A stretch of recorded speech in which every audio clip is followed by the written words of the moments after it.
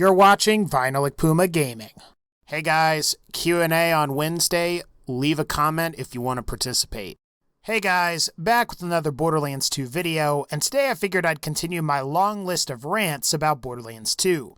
I'm going to be covering a wide variety of topics today, so let's go ahead and we'll get into it.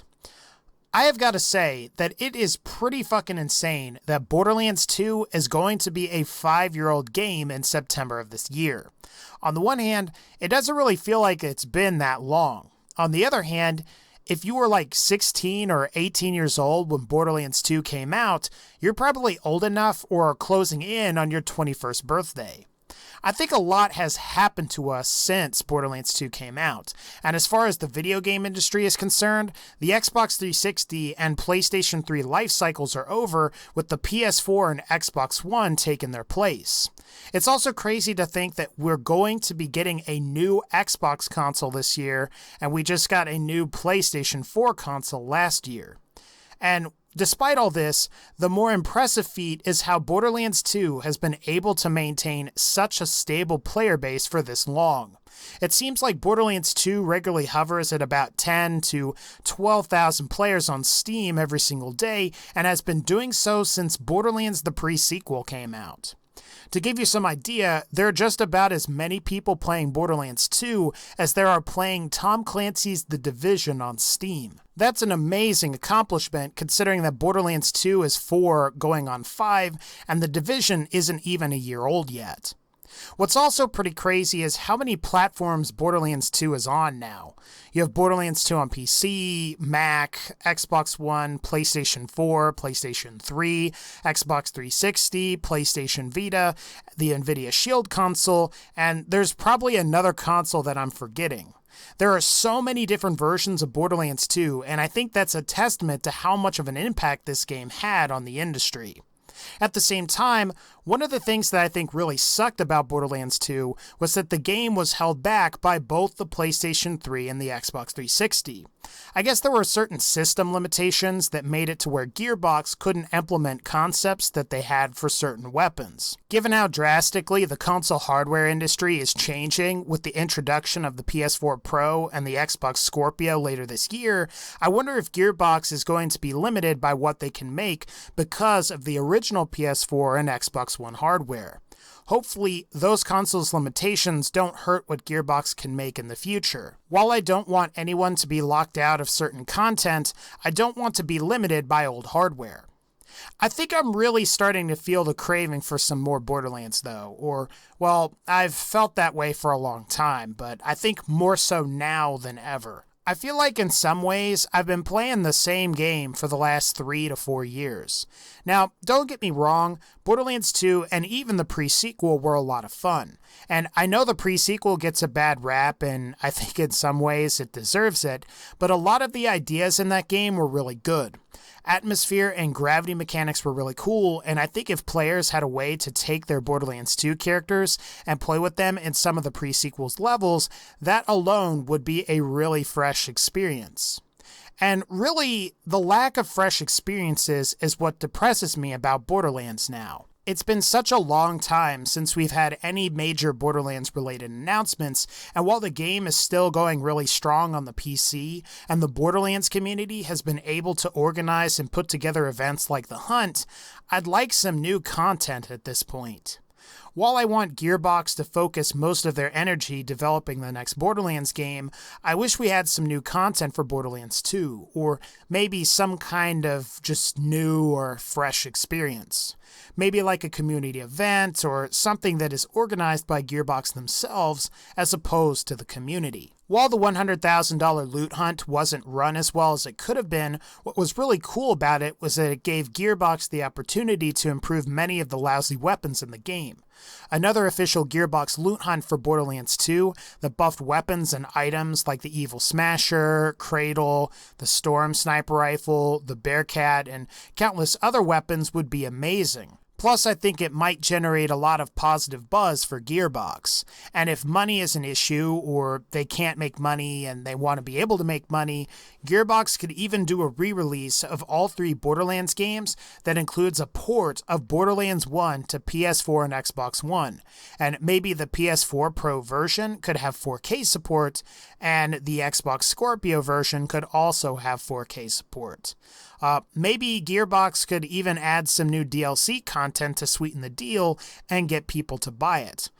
Otherwise, if you own all of those games on PC, you can buy that DLC separately, which that would be pretty cool. At the very least, if Gearbox doesn't plan on doing any more DLC or any other add-on content for Borderlands 2, I just wish they would give us the ability to create our own content for the game while they focus on Borderlands 3. I know I've said this countless times before, but the ability to mess around with new levels and player-created weapons would be a fresh change of pace from farming Terramorphous every day. Not that there's anything wrong with farming, but I'd like to just experience something that's different. Now, I know some people are going to say that there are some really cool and sick mods for Borderlands 1, but Borderlands 2 currently has 10 times the original Borderlands player base. Introducing user-generated content for Borderlands 2 is going to be way more popular than it is for the original Borderlands. Honestly, I'd just like something that's both new and uniquely Borderlands. Hell, at this point, I'd be down for another Borderlands spin-off game like Tales from the Borderlands. Tales from the Borderlands was really well done, and it was a blast to play, and while it didn't have a lot of replay value, it did give us some cool backstory into the various characters within the Borderlands universe. I think what would be cool was a prequel to Tales from the Borderlands that follows the story of either Tiny Tina, Roland, or Sir Hammerlock. Maybe even Claptrap, as he's the most recognizable character. It's just a shame that it's been about a year since we've had a new Borderlands release of any kind, especially when you consider that we have had new content come out every year since 2012. Literally nothing came out for Borderlands in 2016. What makes it worse is that the entire Borderlands community is expecting another release in the franchise, and it seems like every PAX convention or wherever Gearbox shows up yields disappointment. While Homeworld is cool, and I really like Duke Nukem, a lot of people want to experience more Borderlands. Now, there has been a rumor going around, or at the very least, like an interesting development concerning Gearbox software though. According to a tweet by Randy Pitchford, Gearbox has founded a new studio in Quebec, Canada. He also said that they are developing a, quote, great new video game that I hope to announce in 2017. Now, there is some speculation as to whether this game is indeed and in fact Borderlands 3. After all, Gearbox has said in the past that once all development was finished on Battleborn, Gearbox would begin to work on Borderlands 3. There's an article talking about this more in depth on the BitBag.com, and I will provide the link in the description if you would like to read more about it. Overall, though, this is pretty intriguing. If Gearbox was going to announce Borderlands 3, I think 2017 would be the year to do it. That way, Borderlands 3 would be coming out in 2018, which would be roughly 6 years after the release of Borderlands 2. Now, for those of you that don't know, the Borderlands 2 teaser trailer that confirmed Borderlands 2's existence was released on August 15th, 2011 on YouTube. About a year after that, Borderlands 2 released on September 18th, 2012 in the United States. So if Gearbox follows this model, we'll probably get a Borderlands 3 announcement this year in either Quarter 3 or Quarter 4, with the game officially releasing about a year later. Or you could get something like what happened with Borderlands the pre-sequel or Fallout 4, where the game was announced roughly 6 months or so before the game actually released. At the soonest, Borderlands 3 could be announced this upcoming April through June and could release sometime in October or November. Honestly, if you ask me though, I think this scenario is pretty unlikely. Gearbox just released Battleborn last year, and I don't think they would be able to get something as big as Borderlands 3 together on such short notice. That said, I do think we could see Borderlands 3 being announced in 2018 and coming out the very same year. It also seems unlikely to me that Gearbox would let their Quebec studio develop the very next Borderlands.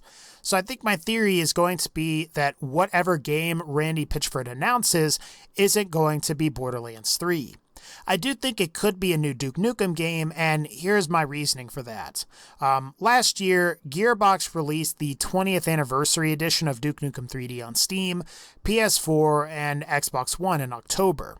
In April of this year, Gearbox is going to be re-releasing a remastered version of Bulletstorm, which will supposedly allow you to play as Duke Nukem. Depending on how you look at it, this move also makes sense because of the successful reboots for both Wolfenstein, as well as the most recent reboot for Doom.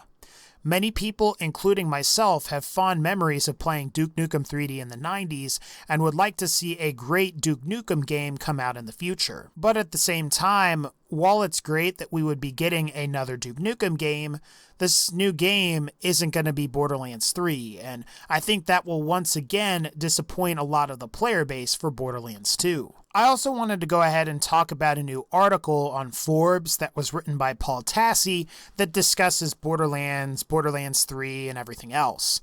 I will be including a link to this in the description if you're interested in checking it out. Now, Paul Tassi mostly goes on to talk about Gearbox Software's decision to focus on developing Battleborn as opposed to developing Borderlands 3. And he says things like this in his article, and I quote, "The issue is that Gearbox picked the wrong war to fight. They were trying to compete with Blizzard's Overwatch, even if the games are very different, when they should have set their sights on Destiny and The Division with Borderlands 3 right out of the gate, given their years of expertise in the genre." Paul Tassi also goes on to mention that the success of both Destiny as well as The Division indicates that the looter-shooter genre is really popular right now, and that's something that I do agree with. As a brief sidetrack, something that I will say is that from the perspective of a YouTuber, because I don't own a massive corporation, I sort of understand where Gearbox was coming from with Battleborn. They don't want to be known for being the company that makes only Borderlands.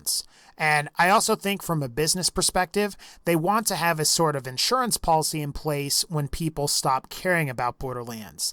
And I think that was why they ultimately developed Battleborn, as it was a game that was meant to appeal to an entirely different audience. Essentially, the idea was to diversify their business. While I don't agree with Paul Tassi when he says that Gearbox was actively trying to compete with Blizzard's Overwatch, I certainly think it ended up that way, and no matter how many critics both on YouTube and in the traditional games press say that both Overwatch and Battleborn are different games, both are very similar games, and Overwatch definitely stole Battleborn's thunder. I don't think it started out that way because Battleborn was originally unveiled as Gearbox's next project in July 2014, where Overwatch was revealed in November of the same year.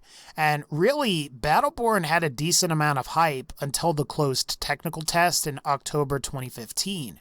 And that same month, Blizzard held its closed beta for Overwatch. They invited a bunch of very high-profile YouTubers and generated a ridiculous amount of hype from that. In addition to all that hype from the closed beta, the insane amount of internet memes that were spawned and the ridiculous amounts of Overwatch porn pretty much put the nail in the coffin for Battleborn. And I think it was safe to say, once that happened, Battleborn was done. At the end of the day, I think Gearbox took a big risk, and it didn't pan out for them. It's definitely going to affect their company going forward, but maybe they can recover from it sometime in the future. Even if Borderlands 3 were to compete with Destiny and The Division directly, we wouldn't know what was going to happen. I also think that depending on how you look at it, Borderlands already competed with Destiny and lost. Let's not forget that Borderlands the pre-sequel released the same year that Destiny did.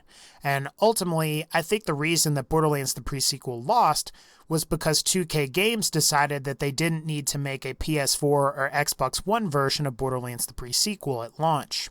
I think if they had launched with a PS4 and Xbox One version of Borderlands the pre-sequel at launch, the pre-sequel would have been much more popular than it was and could have competed with Destiny on more even footing. You also have to consider at that time in 2014, there were a lot of people I think that were complaining that there wasn't a lot to play on their PlayStation 4s and Xbox Ones.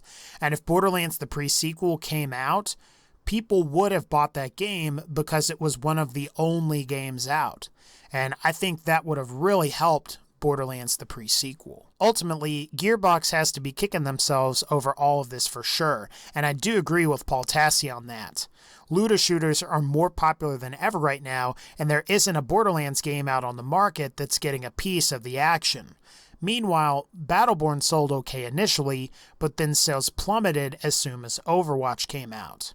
The player base for Battleborn currently is dead, and I don't really see any special sales or anything saving it. Evolve had Evolve Stage 2, where they went to free-to-play, and that game died within like 6 months. I guess while Gearbox is Gearbox and they're going to do whatever they want to do, I just wish that they would support Borderlands more than they currently do.